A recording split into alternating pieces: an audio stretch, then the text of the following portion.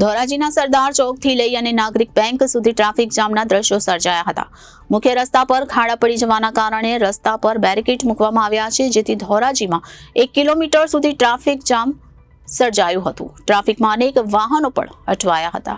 રાજકોટ જિલ્લાના ધોરાજીમાં જેતપુર રોડ પર ટ્રાફિક જામના દ્રશ્યો સર્જાયા હતા। ધોરાજીના સરદાર ચોકથી લઈ અને નાગરિક બેંક સુધી ટ્રાફિક જામ સર્જાયો હતો। મુખ્ય રસ્તા પર ખાડા પડી જવાના કારણે રસ્તા પર બેરિકેડ મૂકવામાં આવ્યા છે, જેથી ધોરાજીમાં 1 કિલોમીટર સુધી ટ્રાફિક જામ થયું હતું।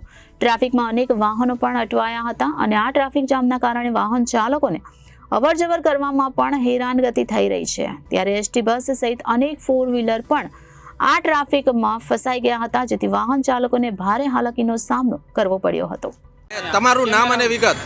મારું નામ અકાભાઈ જય બજરંગ બટેટાવાળા। આરએમટીની હિસાબે આ જે ટ્રાફિકની સમસ્યા છે અને મોટી લાઈન સવારથી માણસો એટલા બધા હેરાન થાય છે, કોઈને કોઈક સમયે જવું હોય તો પહોંચી શકે એમ નથી। આજે ઓછામાં ઓછી 2 કલાકની અંદરમાં અને શહેર ભાજપના આગેવાનો આની અંદરમાં તટસ્થ તપાસ કરે અને જે કાંઈ જરૂરિયાત હોય એ તાત્કાલિક પૂરી કરે એવો કાર્યકરોની માગણી છે। શું કહેશો, કયા કારણોસર ટ્રાફિક જામ છે? આ જે રોડની અંદરમાં ખાડા પડેલા છે, બરોબર, એક પણ વાહન હાલતું નથી।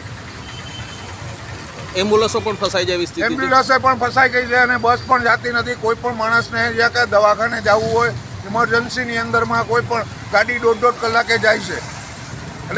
Bureau report, Janadesh news, Rajkot.